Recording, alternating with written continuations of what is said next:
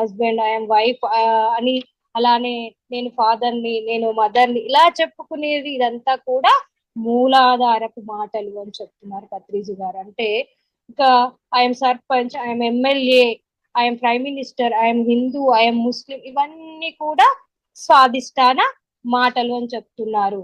So నేను musician ని, నేను జువాలజిస్ట్ ని, సైంటిస్ట్, ఇవన్నీ కూడా మణిపూరక మాటలు, ఎందుకంటే పాండిత్యం గురించి చెప్పుకునే మాటలు.